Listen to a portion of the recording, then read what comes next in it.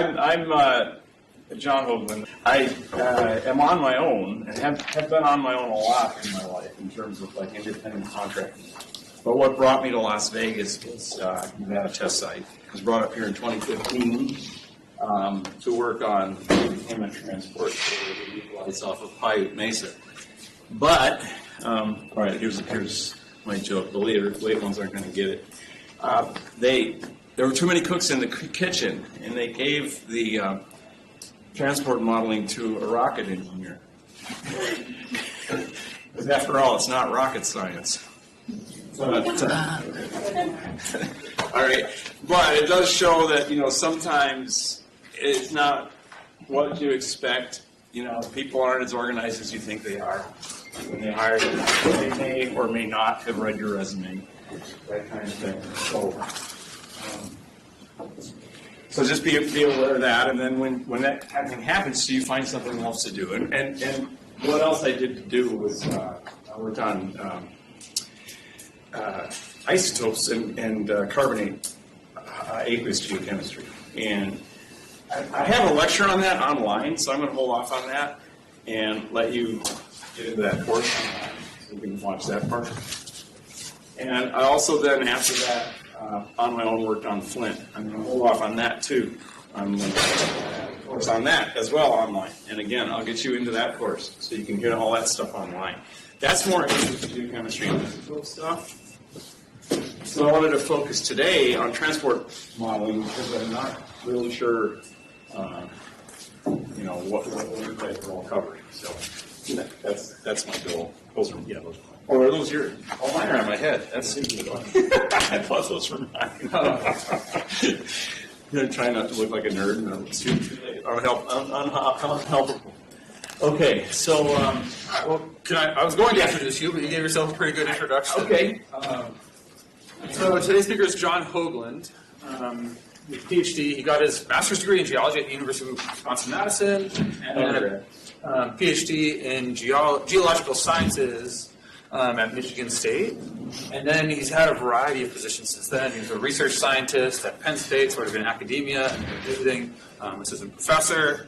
And then he moved into the private sector where he's worked on a wide variety of sites where it's impossible to fit all of that information and all of those stories into a single talk. So we're going to try. Some of that work includes things as, I don't want to say mundane, but as common routine as remediating groundwater at gas stations or something like that. Absolutely. Spill, yeah, we'll talk about to that. something more unique as working at the Nevada test site and trying to understand the movement of groundwater there. And so I'll let John take it away. All right, thanks. And with that, I want to say that a lot of these job changes were not my choice, okay? I mean, I'll be frank. A lot of these jobs were either temporary or they came to an end, or look at right now. I just got a note from a colleague that 137 people were laid off at NSF. I got a note from another colleague that told me that they had to rescind graduate student offers, okay, from incoming graduate students because they couldn't get the funding out of the federal government. So we're in a very trying time, very trying time. So, and it's not all that new though. It's been trying, I would say, since the 1980s, since I got done. It took me a while to get my first corporate job. Like that's the Mecca or the Holy Grail, right? I had fun before that though. All right, so let's get into it. So I'm going to try to get through a lot. 61 slides, but a lot of them are jokes, and I'm going to skip really quickly through them, and I probably will skip all of them, so who cares? All right, so I'm going to give an introduction. That's almost done. Kansas Geological Survey, that's where I ended up first after my master's degree. And I've met some great people there, learned a lot from them. So the lesson there, learn from your coworkers. And then while working at home, the only way I got that job was I took a graduate certificate at Wichita State University to qualify for the position of Kansas Geological Survey up in Lawrence. Okay, so I'm driving up to Lawrence, which is 3 hours, working a 20-hour week, coming back. And then anyway, I had to do this research credit at Wichita State. It lined up that I did this numerical model. My first test case would be the Cessna case that I talked to you about. And I did that on my own in my living room. And it'll show, because it's 1980s, there wasn't the software to make things look pretty, okay? Then I'm going to go into, just to show you that I do have some cleaner examples of a transport simulation. I have my own code that I wrote called SuperTranp. So I'll talk about that. That's a joke. If you know 70s music, there's a band called SuperTranp. This is SuperTranp, Superpositioning Transport Code. Okay.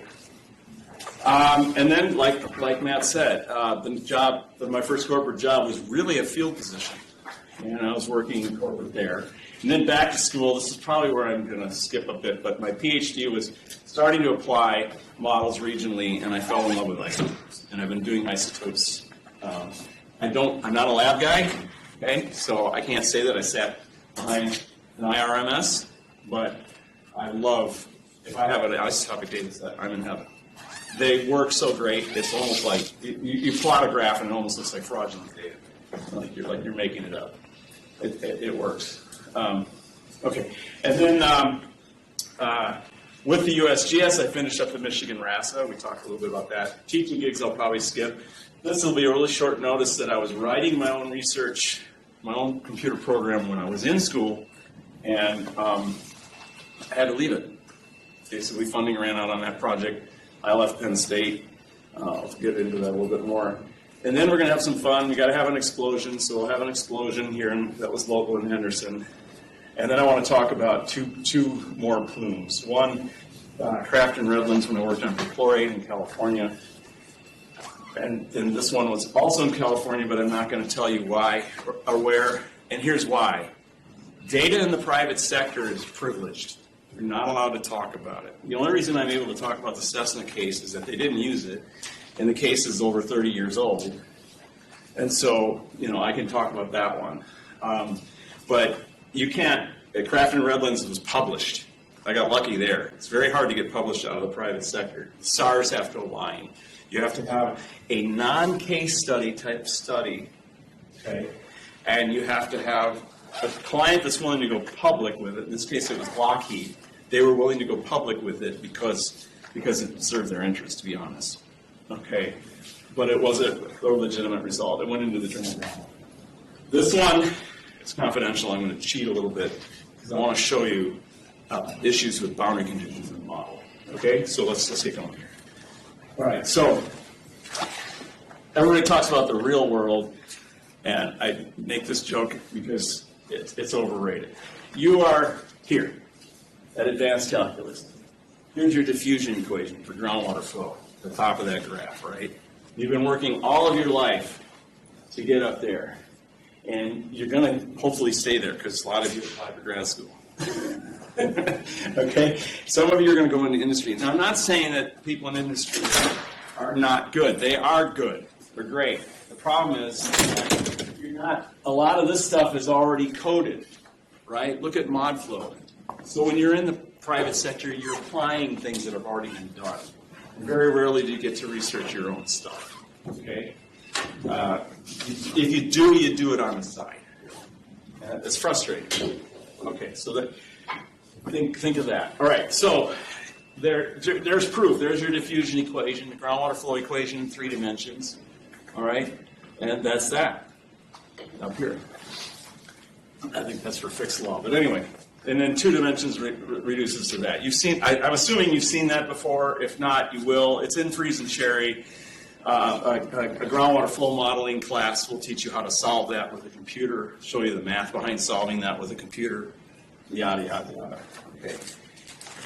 All right. So the math is there in the real world, but it's canned. It's in Excel sheets. It's in already developed computer programs. And I'm going to say there's an entire cottage industry set up to setting up some of the softwares that exist. There's an entire family of competitive model preprocessors to set up ModFlow, for instance. The problem that I see with it is I always say it's like handing a kid a shotgun or a baby a shotgun because it allows people to run models who don't know what they're doing. You know what you're doing. You've had the contaminant class. You've had the groundwater flow class.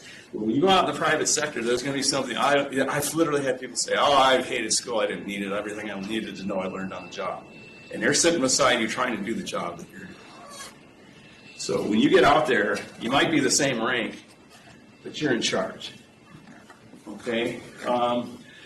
So I plead that you know what's in a model. We don't know how everything works in ModFlow, how it converges, preconditioned conjugate gradient solver. I don't know how it works. There's a lot of black box, right? But at least know what it's doing. It's trying to solve a time difference equation. Can AI do it? I don't know. I'm 62 and about to, hopefully, someday leave work. Permanently. Okay? This is your realm. You guys will develop AI codes to set up ModFlow. Have it debate with you about whether that was the right decision or not. I don't know. Neural networks, I never did that. Okay. So we have something in common, and I already said this at the outset. Boom. Somebody did this for me when I was at a conference in 1988. I graduated in 87 with my master's after a massive wave of unemployment from the oil industry layoffs. 2/3 of the working geologists were laid off in 1986. There really wasn't a job to be had. I was giving a presentation on my master's research, and the guy put this up and he says, sometimes life explodes, and you have to pick up the pieces. And of course it was to a geology audience, so we all got it, right? That, ironically, made my life explode earlier. That was my junior year of high school, May 1980, when that erupted. And I read everything I could on Mount St. Helens, and it made me major in geology. If you were a good science student back then, you skipped Earth science, right? Maybe you did. I did. Our generation, it was rocks for jocks. The advanced science went on to physics and chemistry, and you skipped geology. I didn't have a geology course till college. I was going to go to the University of Wisconsin to be an ecologist. I took Geology 101. I couldn't let this field go, okay? As much as they try to kick me out. Okay, so there is that. Stay with what you love. I'll tell you though, that was a kick in the butt to get me to do what I wanted to do. Why? Because, well, let's go on. Okay, so oil industry layoffs. I already mentioned this. You guys are dealing with, who knows what's going to happen? I don't know. Destruction of civil service. My next slides, I'm going to show you that I was trying to be a civil servant at one point, actually 2 points in my career, because that's my mind. I'm a civil science minded, a civil servant minded kind of guy. And it's not been good for civil service for 40 years. But that's what you guys are facing, and I already mentioned that, so I'm going to move on. Gotta go. Okay, I was going to take that out. Boomer attitude. You first, right? I'm actually a boomer. I was born in 62. They say boomers end in 64. But I followed a huge wave of people that were already in the senior positions. Okay, so a lot of my frustration with jobs is that there were people that were senior to me. They weren't giving me a piece of the action. Now that they're all retiring, I'm getting calls. I'm getting calls like crazy. For the first time in my life, late 50s. Okay, that's just kind of the way it is. All right, so let's get into it. So I'm sitting in the Park City, Utah. This is in the Kurz, actually west of there.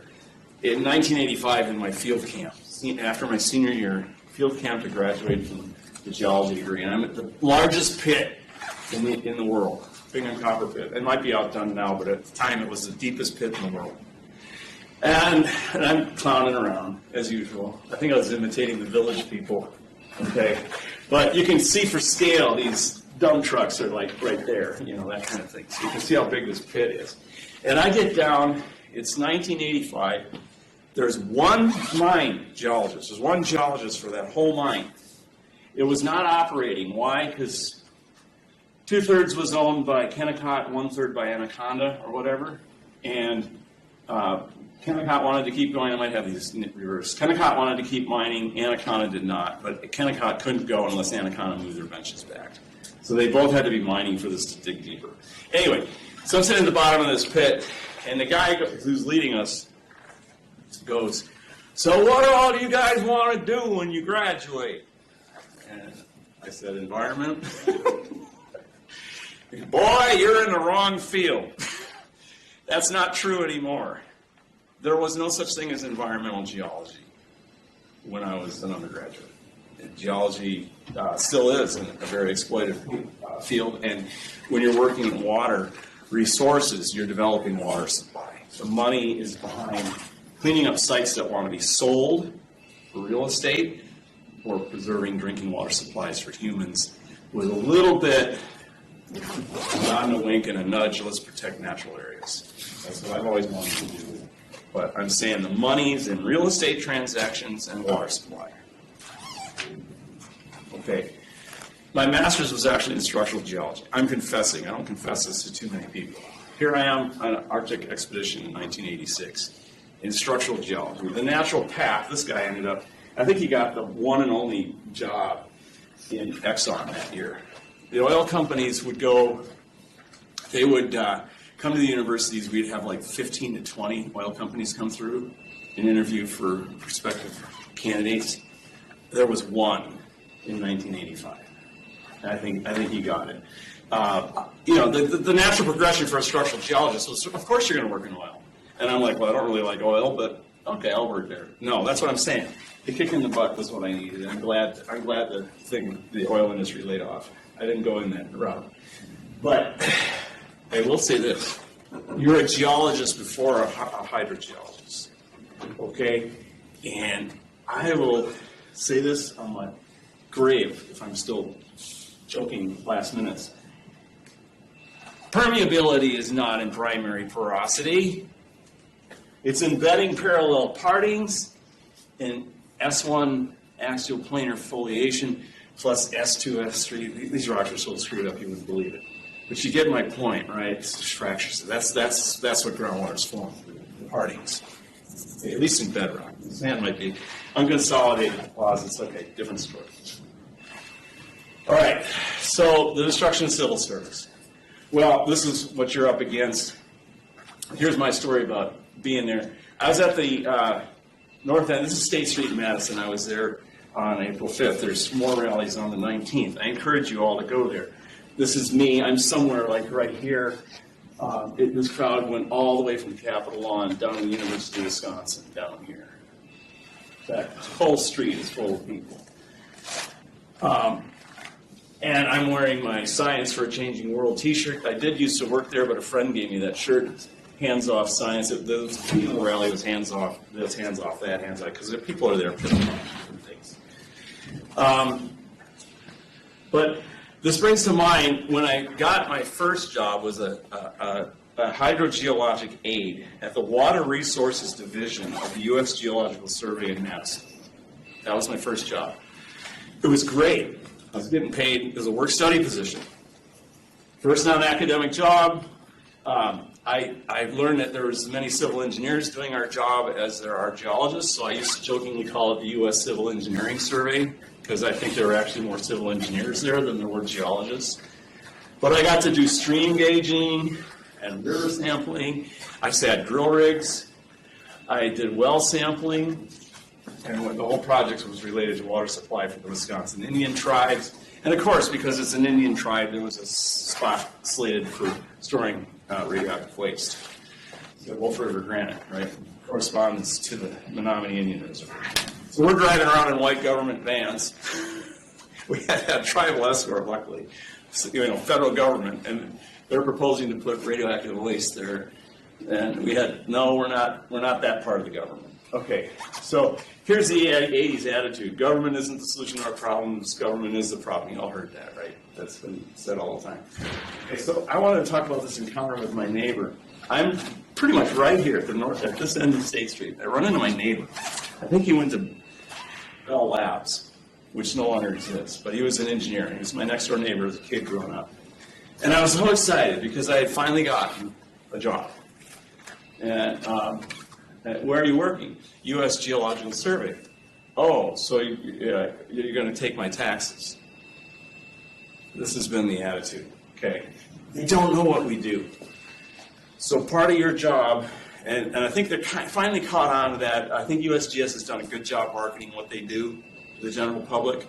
They're probably one of the surviving agencies because people know what they do.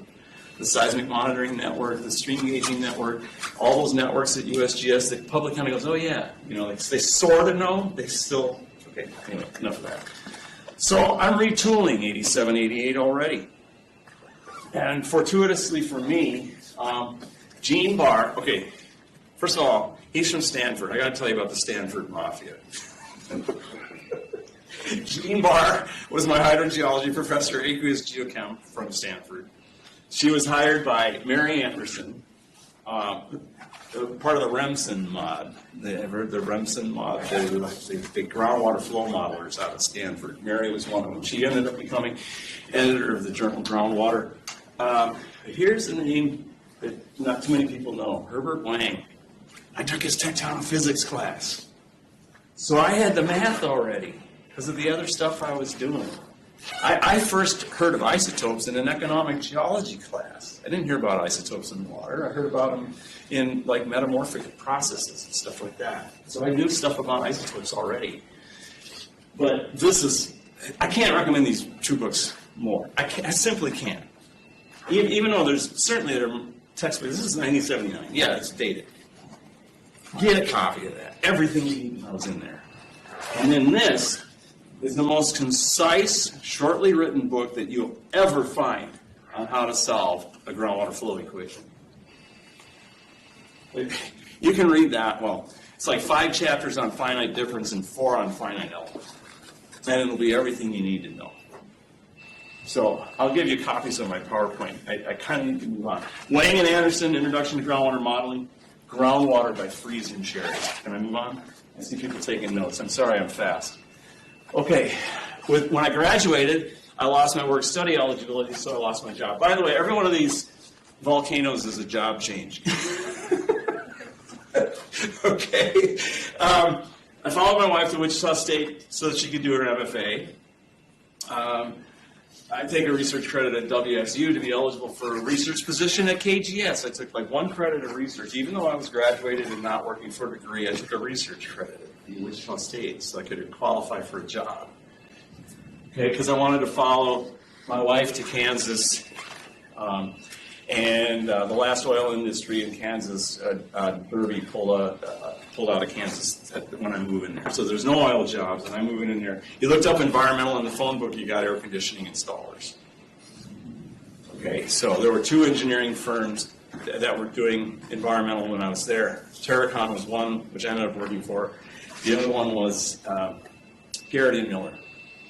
You'll hear that name. Both of those are still famous consultants. Terracon's in town here. They got an office here. In fact, they called me and forgot that they had worked for them already. Okay, so I'm in Kansas. Wichita's down here. Lawrence is up here. Some exposure to stuff already. Now, I'm not doing any modeling here. I'm doing field work. I'm working for Margaret Townsend, very quiet person. But man, I learned so much aqueous geochemistry from her, I did. She was marvelous. She's got a lot of papers on nitrogen 15 versus nitrogen 14 isotopic fractionation to distinguish oil industry-derived nitrate from ammonia versus nitrate coming off of feedlots. Right? That's what you kind of use isotopes for. It's like that fingerprint. This is cow manure. This is from a ammonia processing plant. You can tell them apart so that you know who's responsible. Did the feedlot contaminate it, or did the farmer with his ammonia tank contaminate it? That's the kind of thing you do with isotopes. Okay?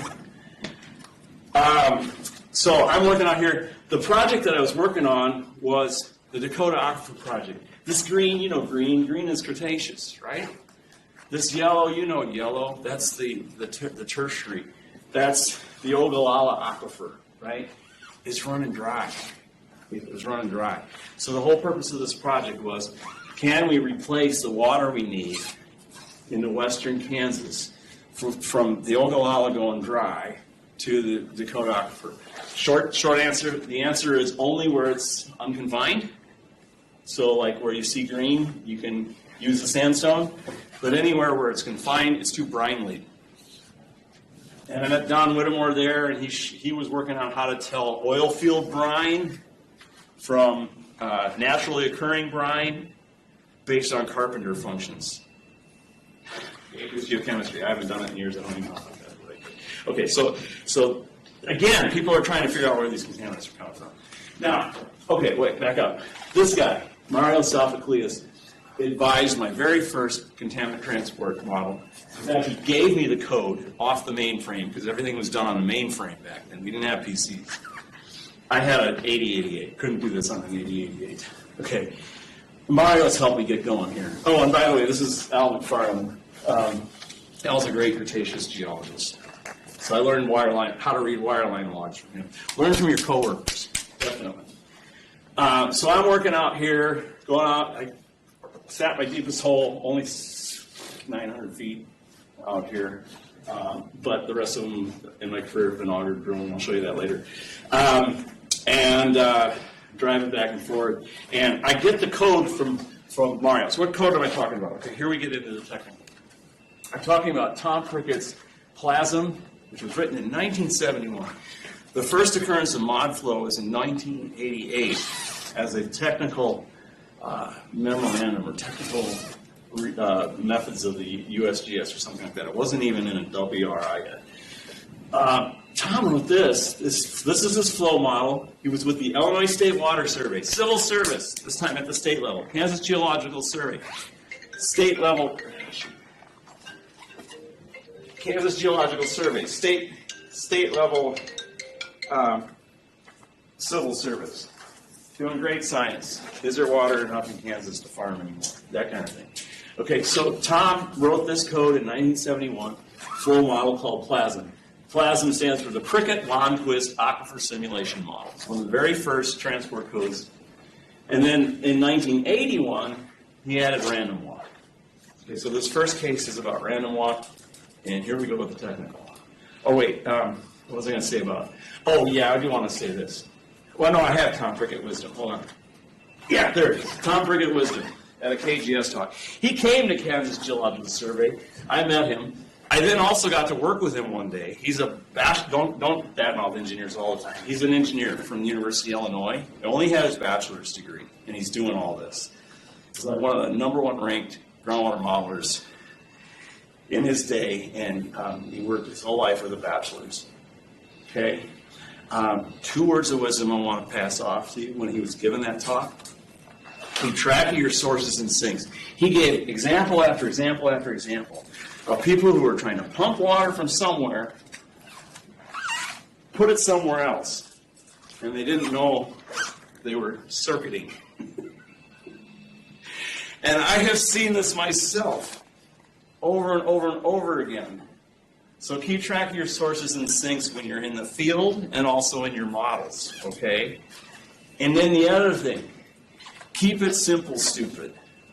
When you set up a groundwater flow model, you're going to have a grid that's screaming for 15 variables at every single node in space. Do you know the value at that point? Not really. A lot of times you just put one number. I don't know the number for that, so I'm going to throw this in there because everybody else does. That's, unfortunately, a lot of modeling in the private sector anyway. All right, so I wrote this manual. The lawyers didn't read a dot matrix printer. This is the Pearson-Radford arrays, which was a technique that used to solve the groundwater flow equation. They didn't use it. But here we go. You've seen this. Okay, this up here is the flow model, the groundwater flow in 2 dimensions. There it is right there, down here. Some of you have seen that before. And you see I'm writing this in pencil because I didn't know how to use a editor. There weren't any. You can get it in the Boussinesq equation form too, and then then the rest of this is so over here is solving it with finite differences. You probably saw that, or you will. And then down here is the random stuff. So I want to get to the random stuff because that's what we're talking about today. Okay. So there is, I think that equation's in there. Yeah, that equation is in the Prickett-Lundquist manual, just like that. I want to point out, that's in 1 dimension. That's only in 1 dimension. That's in the x dimension. Keep track of your, oh yeah, there's a pointer, forgot about that. Keep track of your independent variables. Everybody's interested in the dependent variable, concentration, and that's what we want to solve. But keep track of your independence, because those are what you take derivatives with respects to, right? Your x, y, z, and time. There's time over there, right? Okay, and then you've got source sink terms. Okay, you have this contaminant plume, but it might be getting some stuff added to it. Like they didn't pull the tank yet, so it's still leaking. And you know that now that concentration times volumetric water flow is mass, right? So that's how, or concentration with time. So that fits into these units, okay? But that's only one dimension. If you look at this one, it looks about the same complexity, but it's all three, X, Y, and Z, right? And time. This is only one dimension, which means that the advection dispersion equation, because this is only one dimension, is incredibly complex. In the dispersion term, there's 27 entries, right? Your typical anisotropic groundwater flow matrix is 3 by 3, 9 terms, right? For anisotropic media, that's okay. The tensor is a second order tensor. The dispersion tensor is a third order tensor because you've got Y with each direction that you're going. You have a transverse dispersion. Transverse is that way, sorry. You have a longitudinal dispersion in the direction of flow, transverse, and if you're doing it in 3 dimensions, vertical. So for every direction like this, you got 3 like that. So 3 times 3, you're 9, and then 3 vectors. So you're up to 27. Okay? So again, this is only one dimension. All right. So this is how random walk works, and it's so cool. So it solves the Darcy flow equation, and Tom is going to say the advection dispersion equation does not converge. Okay, it doesn't solve on the computer readily, so you have to play with it. I have until 11. 11:15. Oh wow! Wow. Well, okay. Maybe I can slow down and even take questions. I don't know. All right. Okay. I'm not going to slow down. I'm going to keep going. A lot of questions afterwards. Okay, so what's cool, the advection dispersion equation, let's back up. The contaminant transport equation is coupled to your groundwater flow model, okay? So what your groundwater flow model is going to do is it's going to give you a vector field, the Darcy vector field. And then you divide by porosity, and you get velocity, right? Here's perfect. I struggle like hell to try to understand why the hell do you divide by porosity to get a flux. And it occurred to me. Here's a good analogy. Imagine you got a garden hose with a set flux. You got Darcy flux coming out of your garden hose. And you got the porosity. The batteries are going to fall out of this. The porosity is the entire aperture of that groundwater hose, right? So you got some, I don't know, foot per second hose velocity coming out of there. Now you put your thumb on it, right? Close that velocity down. What happens in the water? Same flux, but now you've got so much velocity you're able to spray your neighbor, okay, in a water fight.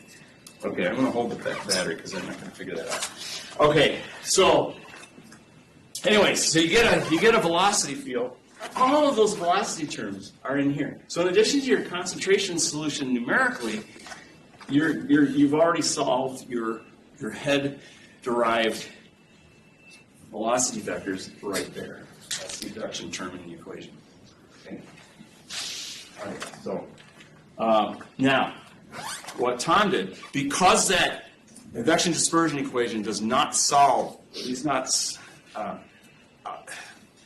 stably, doesn't converge readily.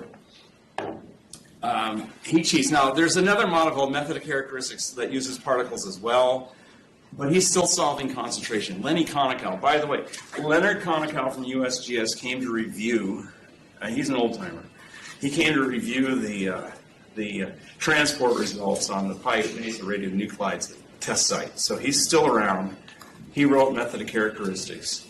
And I've seen it used. I don't like it because it's solving concentration. I have an immense bias towards Tom's method. It solves concentration, and then you end up with numerical dispersion. Because why?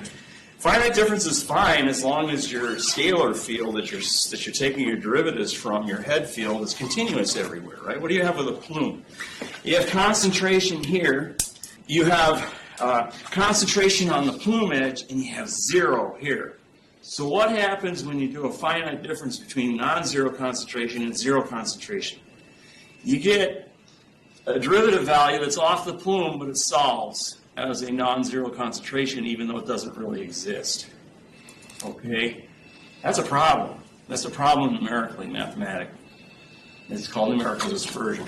So somehow method of characteristic gets around at the particles. Tom grabbed the particle idea, and instead of solving concentration, he broke up all of the mass and assigned the mass to the particles. So you've got this particle that's sitting in your grid, and it moves one vector in one time step.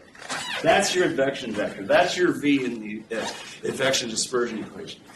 Now, what he does is he says, I surrender. I don't know 27 values of dispersion everywhere. And the stuff doesn't solve anyway, so I'm going to solve it stochastically. I'm going to come up with a random variable. These are all random variables. Numbers between 0 and 1. You generate, you're all from Las Vegas, you know chance. You get a bell curve. You randomly generate one number from that bell curve. Okay? So here is longitudinal dispersion.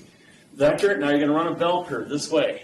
You're going to have the mean of that bell curve right at the node of the vector, right? But you could pull a random vector over here, a random number over here, or over here, and you're going to add that. In the direction of this vector, you're going to add whatever random number you got to this, okay? So this is your random that way, and your random that, same random number used that way, and it is parallel to the original vector, but it's a longitudinal dispersion done with a bell curve, okay? That's only longitudinal level, okay? Now you're going to do that with transverse. Transverse dispersion, another bell curve. Okay, your sigma is your standard deviation. Here's your mean. But now that random number is going to be in a vector orthogonal to your flow vector. So you add a random number this way. And so what you get is what's called the random walk. And combined, you get a flow plus a little bit of longitudinal, plus a little bit of transverse, and there's your new particle position. And resolves the heads, resolves the vectors, gets a new vector, does it again. And with Tom, let me tell you, Tom's dream was to run a computer model where you break up the model he wanted to run, and we couldn't run 10,000 particles back then. Hell, you could run, with parallel processing, you could run 1 million particles right now. Easily. But the processing speeds back then, he died in 2007. But he always used to say, I dream of running a random walk model with 100,000 particles. But the point is that you have mass. Every one of these represents a certain, he actually used pounds. I don't like using pounds. SI. Give me grams or milligrams. But anyway, he used pounds. Conversion factors, you get it. Okay. Anyway, so he has a mass of, and pound isn't math anyway, which is what I hated. But you know that. All right, so the mass is split up in all these particles. You run them on your playing field, and then you got to do some bookkeeping. At every cell in your model, you're going to count up the number of particles in the model, in that cell, and that's the total mass that's in that cell. Now, the definition of the aquifer comes in here now, though, because the volume of water that's in that little cell, all right, is the grid spacing X, grid spacing Y, the thickness of the aquifer times porosity. That's how much water is in that cell. And you take that mass of contaminant and you divide it into the water in that cell. Now you got a concentration at that point. And that's how random walk works. Okay, so here's the site at Cessna. You have Cessna was here, and the subdivision, I think it was called Skyline Heights, was down here. And the lawyers wanted to know, in this amount of time, would their trichloroethylene bloom, okay, TCE, trichloroethylene, back up. It's everywhere. It's been everywhere for a long time, since the 1930s. If you show me a site that ever worked with metals, an industrial site that ever worked with metals, I'll show you a trichloroethylene and chromium-6 groundwater problem. Why? You take a metal part, you cut it, you stamp it, you grind it. But to do that, you do it in oil because you want to take the heat away from your part while you're grinding it. Okay? So now you got an oily part full of metal shavings. What do you do with it? You put it in solvent. And chlorinated solvents are still used. They've been used in dry cleaners too. But they were primarily used in metal finishing places. Okay. So you have this, now I had a story in Wichita. Oh yeah, that TC stuff, we used to wash our tools in it. This was a Navy base in Kansas. And we'd roll a barrel out to the end of the runway and tip it over. Okay, that was 1950s waste management, okay? Seriously, all right?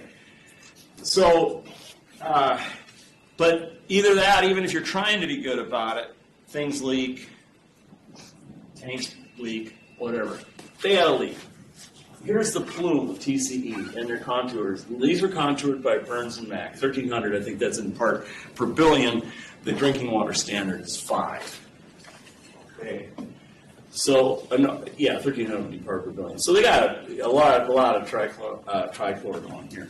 And here is the western Wichita flood control valley right there. So there's a water boundary here of some kind.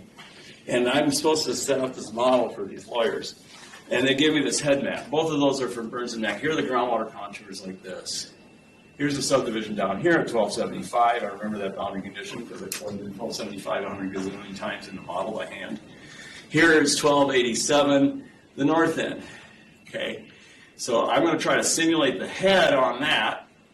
Okay, and then I'm going to use random walk to try to regenerate this plume down here. Okay. Now, so I did what I'm going to call a sandbox model. I don't like, everybody does it, I don't like it, but there's really no choice. You specify a constant head at one end, side can be either specified head 2, but generally it's usually like a no flow. This is definitely a no flow, right? Groundwater divide, flow is parallel to divide, never goes over, so you can call that a no flow boundary in your modeling purposes, right? So this is a no flow boundary. This is a specified head boundary set to that contour level, fixed as if that contour level will never change, which is the lie. That's why sandbox models suck. Okay, then the stage in this flood control channel coming down like this, all right, and then the constant head boundary here. It's just like an ant farm, right? You got a high pressure over here, a low pressure over here, flows between the two, no flows on the side. I call that a sandbox model. There's no recharge. You don't know what it is. You don't assume that any of this is changing with time because the typical water table is changing all the time. And then here's the plume. So, to show you how pathetic things were in the 1980s, there's my grid.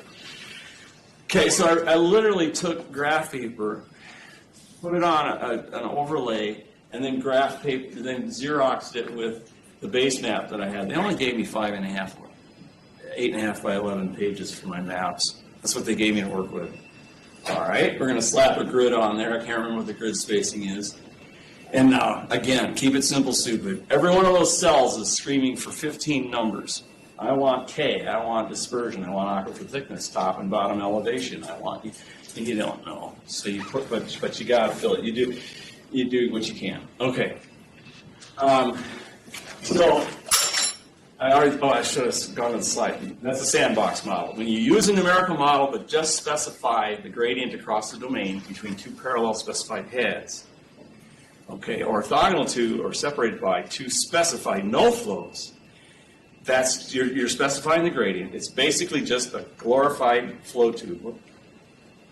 It's a glorified flow tube because the models are calibrated to heads and flows. What's the problem with the sandbox model? Let me if I give you, I should have had something down.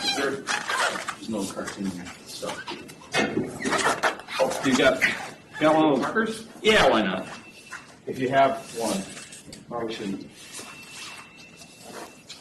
Okay, yeah, perfect. And they're not permanent, right? No. Okay, it doesn't matter what color. Okay, so here's what I mean. You got a head here, let's call it 10. You got a head down here, let's call it 1. You're going to fix those in your model, all right?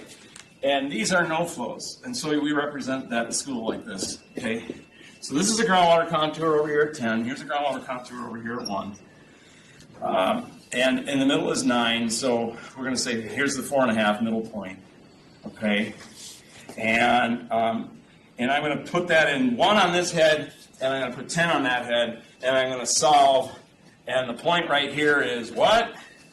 4.5.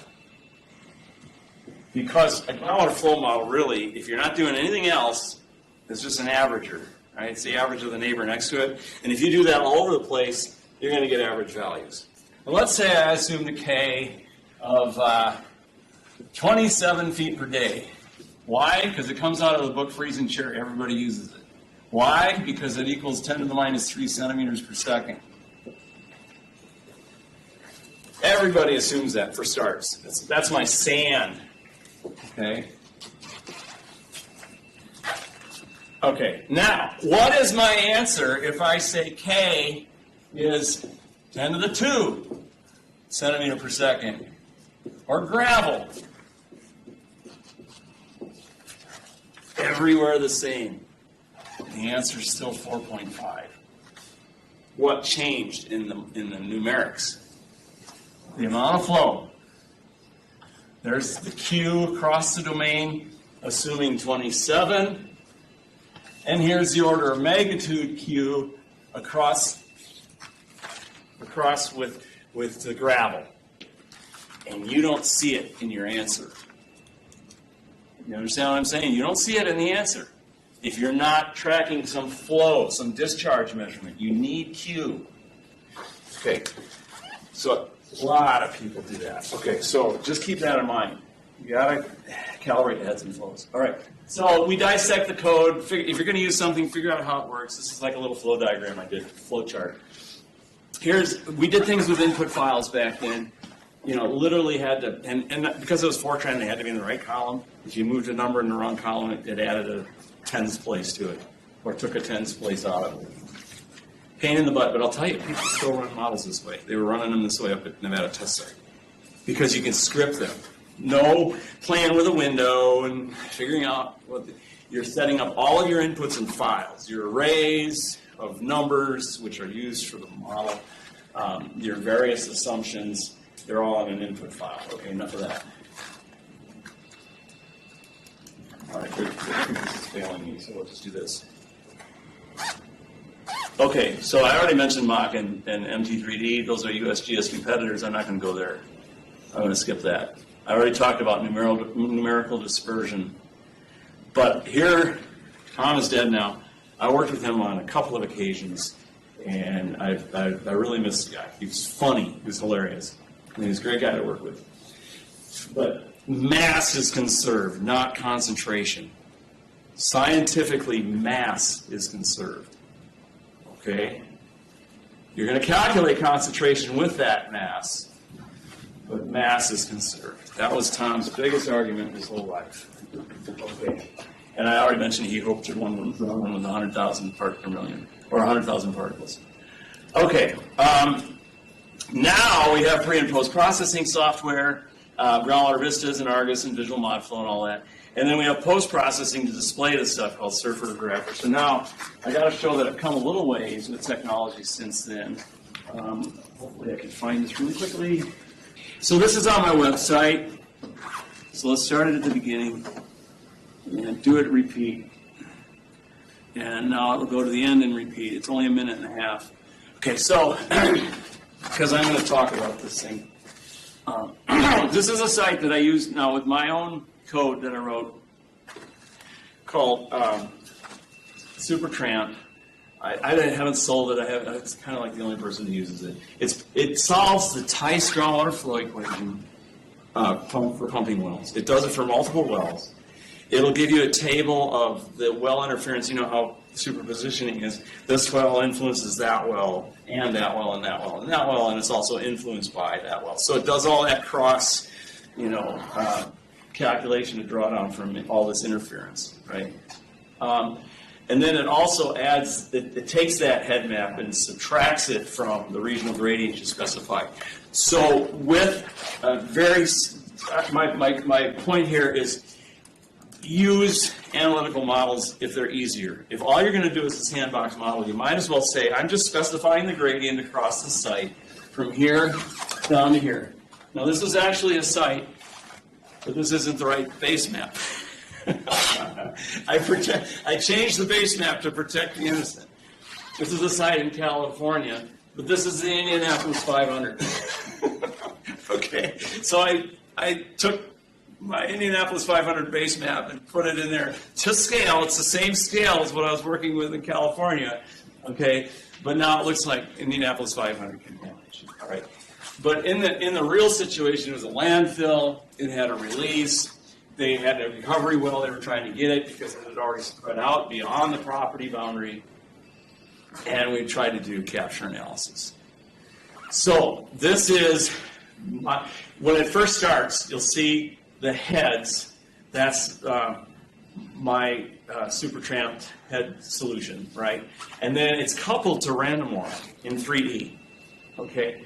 So I only really need it in 2D because the TICE solution is a two-dimensional solution, and again, we're only interested in the sandbox. We're not getting fancy here. So this is the pumping well, and the plume is moving from the site, and some of the answer was some of it got past and got away. All right, most of it got caught up in the well. The recovery well did recover most of it. So here's the head. There's the heads. Okay, and I literally, you can actually tell the angle that you want the gradient to go. If you want to go this way or that way or diagonally, whatever. So I gave it the gradient direction. I gave it the gradient magnitude. It then adds that gradient to every solution point. It's cheating. A pure academic would kick me. You know, they'd say, well, you know, a TICE equation is only good for confined conditions, and superpositioning only works if you're using the same boundary conditions. And yeah, okay, right. But we can sneak a little bit and say this is close enough. All right, so that's. There was two burps. So this is the first burp, and that's the second one. When you're going to do a transport, nobody has this data, but you try to get an idea of your loading function, right? How much mass went into this? It's the first time it had a leak, and how much you got to. In order to know the concentration, you need to know the original source mass, whether it's still leaking, right? Because if it's still leaking, chances are your center of mass is up there. Okay, if it's not leaking anymore, then the center of mass is going to move down gradient, right? All right, so and with that, as long as I've got that going. So these are your typical plumes. And here's the case where it's continuously leaking, and most of the concentration is up here. I want to have something to point at when I tell you this story. With fieldwork and data collection, multiple iterations with a drill rig, going out, drilling a couple wells, contouring it up. Go out, drill a couple of more wells, contour it up. Go out, drill up a couple of more wells. Using data now, you try to map your plume. And in the case that I'm talking about, it was Boeing military airplanes in Wichita, Kansas. And I worked on that site for 2 years, and we were out there every month, new phase of field work, putting in the 5 to 10 new borings and 3 new wells, and mapping. Okay, concentration's increasing this way. Concentration's increasing this way. Okay, great. Where is the concentration? Where is it coming from? We're expecting to find a leaky tank. You know what we found? We found a shop window where the window was open, and the employee was taking his TCE and his tray and dumping it on the parking lot. That was the source of the plume that I've been chasing for a couple of years. All right, so that's the Cessna case. I got to get back to my PowerPoint. Oh, great. Where's that? Oh, it's probably down here. There we go. That's right. There's something called the taskbar. We can use that. It exists. Okay, so that's the SuperTranp example. So I made the mistake of graduating again No, actually the eligibility, well, yeah, I finished my research credits, so I was no longer eligible, and they didn't have any more funding for me anyway. So I landed my first corporate job in 1989. Now, I literally went to the interview not knowing anything about the company.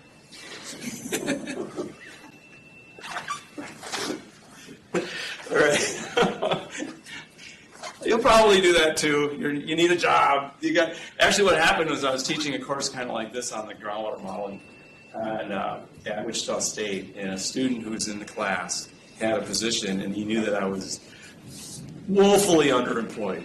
And he said, "We need somebody." So this was in 1989. I got my first job. I got my first job from teaching. Okay.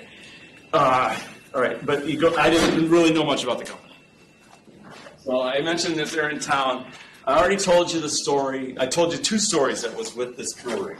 One was chasing that plume so that we could find where that TCE was coming from. The other one is that I did not know that I was going to get a belly full of field work for 2 years. Okay? I mean, I'm going in there thinking I'm going to do modeling and chemistry and all this kind of stuff. And they have me on the back end of a drill rig. You know, you also have to put up with drillers. All right. Okay. So I had to wrestle between wearing a suit, not a suit, but clothes at least like this, if not a tie and button down. All right. And going in, I didn't know whether to show up in bibs to get behind a messy drill rig, or whether to wear business clothes. Sometimes I have to change, you know, because we're going out in the field today. Oh, okay. First of all, the drillers like to get out there at like 5 in the morning. Because then when they work past 3 p.m., they're getting paid overtime, time and a half. And your salary, and they're calling you a sucker because, you know, oh, you'll get it, you'll get your extra hours at your bonus. I gave up a lot of Saturdays for free. When you look at the size of the bonus, you know, it really wasn't commensurate with the amount of extra time that I put in. Working from 6 in the morning till 5 at night, or 6 at night, because they like to leave. They like to leave at 3, so at least we had that. They'd gather up after their overtime. Air monitoring, I'd never done that before. Photoionization detector. It's on a lot of your lab equipment in here, right? UV lamp set to certain EV levels to determine different contaminants, benzene versus trichlor versus all of that. Yeah. So you'd actually use it to measure some of your samples. This is a split spoon. Hammer that sucker right here, pull it up. So you drill 5 feet, hammer 2 feet, take your sample, describe it. Take the sampler out, put another auger on, drill down, hammer 2 feet. Now that's the split spoon sampler. The other type of sampler is what they call a continuous hollow stem sampler, and that thing is the exact same length as the boring, and that's you use when you're wanting to capture everything on the way down. And this is a CME, Central Mine Equipment 95, CME 95. And I was on the ass end of one of those for a long time. They also one time, because I was naive, wet behind ears, they also, hey, I know a place to go to lunch, and they took me to the strip bar. All right, so, yeah. Drillers aren't the silk stocking type, as my mom put it. All right, so anyway, deconning. Okay. Okay, so that's enough of that. There's just all kinds of field work. I did that for 2 years. Chased down some plumes. He mentioned tank yanks, did a lot of that. Where you're at a gas station, you're putting in, our Amoco had the alarm system, their early alarms. The trust fund, like leaking underground storage tanks, was an insurance program set up in every single state to help filling stations pay for monitoring their tanks and removing them if there was contamination. And we were having a 75 to 80% hit rate. You go out to a gas station and drill, there was contamination there. That's just the way it was. Now the tanks are double wide, and the minute there's a problem, alarms go off, they yank the tank, all that. But back then, fuel oil contamination was all over the place. Okay. So I leave that now. I go on to my PhD at Michigan State. I don't want to talk too much about this. But I did go there and say, I want to do a project that combines structural geology with glacial, my other love, and hydrogeology. And so I had a teaching assistantship from 1991 to 94. I got to dissertator status in that time, but I was volunteering the whole time for the USGS. on the Michigan Regional Aquifer System Analysis, RASA. USGS, starting in the mid-1980s, set up, I don't remember how many there were, 20 research programs to look at regional aquifers across the United States, and the Michigan Basin was one of them. Okay, so I ended up doing I wasn't intended, but I ended up doing the Michigan RASA's groundwater flow model. And what was I going to say about that? Yeah, that's what I did. So here's some of the results that I ended up using in my dissertation. Here's right out of the model. These are the tops of the top of the cold water, the Marshall Sandstone, the top of the Marshall, the Michigan Formation, top of the Michigan, Parma Bayport, top of the Parma Bayport. What was this? Oh, this is what was that? Confining, yeah, Saginaw confining unit, and then the Jurassic red beds. So that I had a 4-layer model. The Great Lakes is specified heads all the way around. It actually, the model itself went all the way down to Green. And what do you got in Michigan? You got the most concentrated brines in the world are sitting here as an inverted dome, like this. 400,000 part per million, some of those brines. Amazing. Okay, and what was there? In this region that you see here in blue, which is Glacial Lake Whittlesey, in the groundwater system is light isotopic water. So get a load of this. It's isotopically light, which means it's seen the cold. It's glacial, Pleistocene age. Meteoric, so it had, a fit on a meteoric water line. Okay, and saline. But saline, how do you do that? Anytime you evaporate water, you fractionate it. It's off the meteoric water line. How do you get saline, isotopically light meteoric water? Well, that was pretty much the subject of my dissertation. Okay, and the brines diffused upwards. Diffusion only, no mixing. That's how the brines got there. And I just discovered something different at Nevada test site. Similar, but slightly different mechanism at Nevada test site. Isotopically light water, meteoric, and saline. But in that case, you had a salt flat during the pluvial period that was getting colder than today, rain, picking up solutes, even though the water is meteoric, it's picking up solutes dissolved in it and going into the groundwater system. That's the other way to do it. You either diffuse concentrated salts into meteoric water, or you send meteoric water through a big old fat layer of salt and nothing but salt. Does that make sense? Okay, good. You guys are smarter than anybody I talked to. I love this. Okay, so my teaching assistantship ended in June of 1994. I was finally hired by the USGS as a hydrologist. I'm actually a USGS hydrologist for the first time in my life. 1 year, 1994. Why? I worked on the RASA model, met Arlen Harbaugh, the author of ModFlow, Cliff Voss, the author of Sutra. I used Mary Hill's ModFlow P. She's a parameter estimation guru. Also wrote UCode. Eventually published the USGS, okay. But what happened? September 30th, 1995, Newt Gingrich shuts down the government by refusing to pass a budget in Congress. Does this sound familiar, right? How many times did they threaten to shut down the government? Like 4 times a year? And every time this happens, there are civil servants that... So I lost my job. I'll never forgive them for that, ever. I lost my full-time job. Finally got a good, decent paying full-time job, and it's gone. The RASA project was terminated, my job with it. Okay. So anyway, what's this? I had to end up putting the RASA as an appendix in my dissertation because I couldn't publish it, right?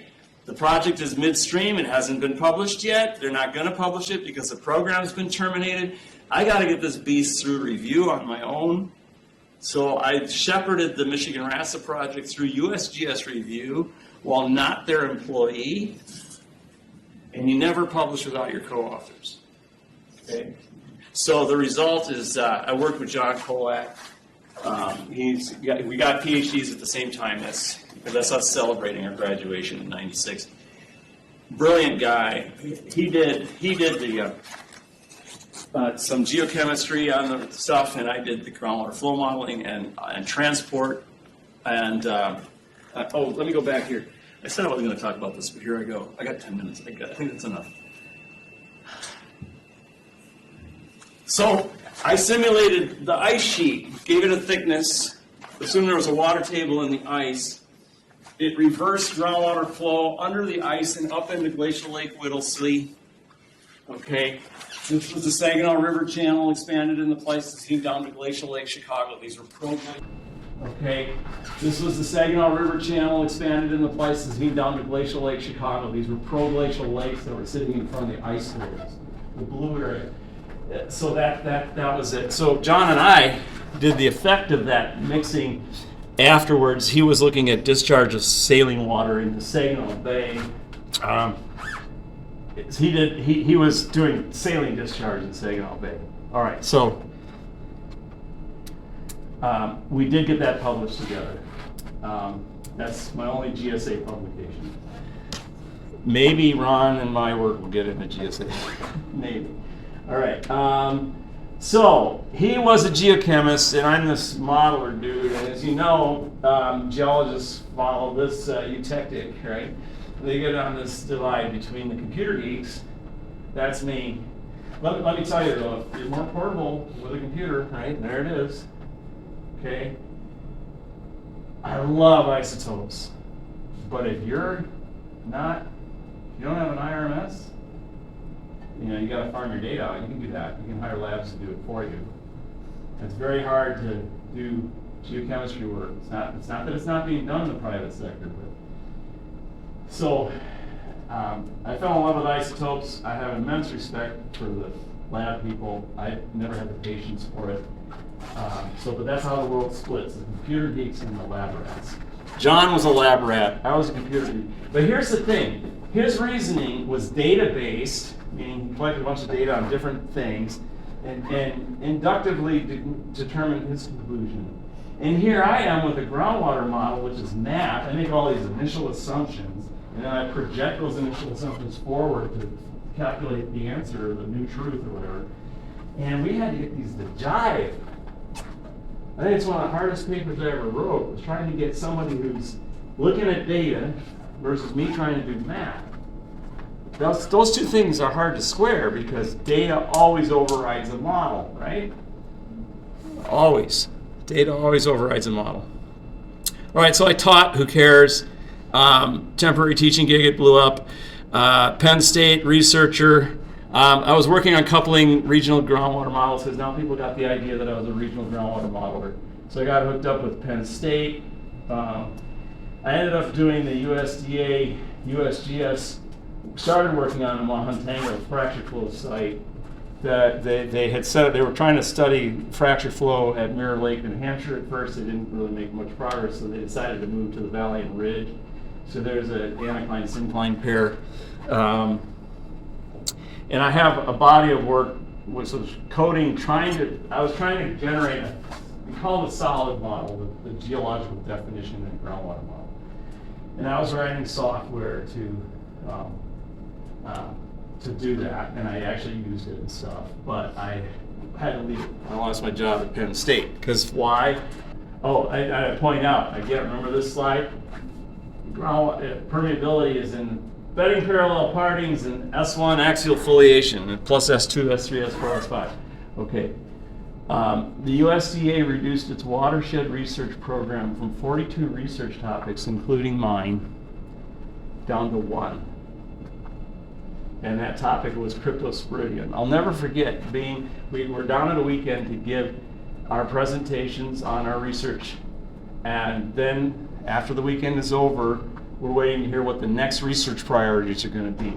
Because these grants are distributed by the National Research Council, and they release a book every year about what their funding priorities are going to be. The federal government, the National Academy of Sciences, runs the NRC, or at least you hope. Okay, and they establish, so that they don't get duplication, they say, what's EPA want to do? What's USDA want to do? What does USGS want to do? Then NSF, and who's doing all this kind of stuff?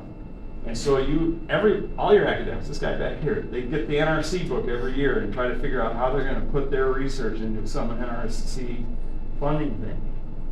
Well, USDA was in that, but so we're all waiting to find out what the research priorities are going to be. One, cryptosporidium. That was the one remaining research topic. Oh, we got to have an explosion. Come on. So I'm transitioning, I'm segueing into the topic of perchlorate, which is See, I didn't see no cars. ammonium perchlorate was the solid rocket fuel of the space shuttle boosters. So while this is running, I'm going to talk. This is on Black Mountain near Henderson. Ooh, that's gonna be loud. This is the radio tower that you see that'll southwest that'll of get- that gets marginal effect. 515.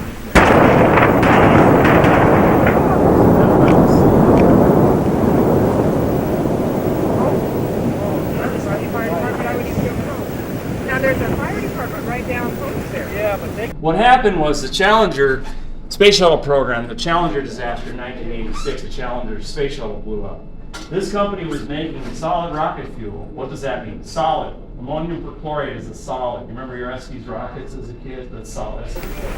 Oh, there's another one. The space shuttle booster was full of that stuff.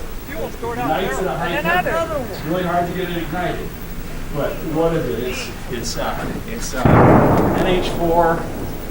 There's your fuel, ClO4.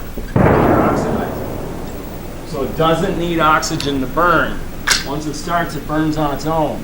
That's the whole point. You can go to space and keep burning. So the problem is they didn't want to shut down production while they were waiting for the space shuttle to resume, right? So they stockpiled perchlorate at this facility. And did it blow up yet? Did you see the explosion?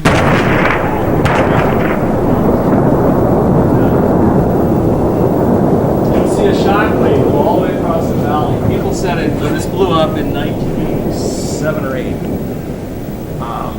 It knocked out the windows in their Las Vegas garages. Sure that's all they stored in that damn area? Yeah, so it started with a fire and then it blew up.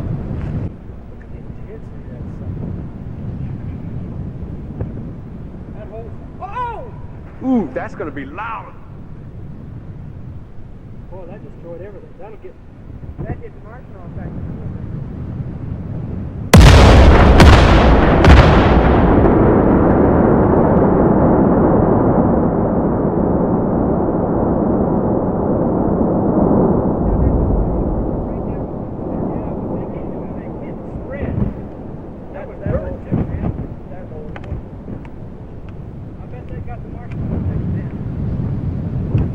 Let me tell you, the aftermath of that was a big perchlorate plume ended up in Lake Mead. Perchlorate is a thyroid inhibitor. It slows down your thyroid. Okay, so it leads to things like depression and obesity and thyroid cancer. And I went to the doctor here in town, and he said, I'm seeing a lot of thyroid problems around town. This is something else I want to get across to you guys. The professions don't talk to each other. Doctors don't talk to hydrogeologists, and they should. They should. They really need to. Because this doctor asked me, do you think that thyroid problem you work on Nevada test site, is that coming from the iodine-131 at Nevada test site? I'm like, no, that's too far away. That's 90 miles away. They went up there for that. No, it's from the perchlorate. It's from the perchlorate in Lake Mead. It ended up in our drinking water. That was in 86. The levels are down below. There. Was that it? Did it just blow up? Okay. Yeah. It'll blow up again. So, you can find that online. Just Google PepCon perchlorate explosion in Henderson, Nevada, and you'll find at least 3 videos. Okay, back to this. I got 2 minutes.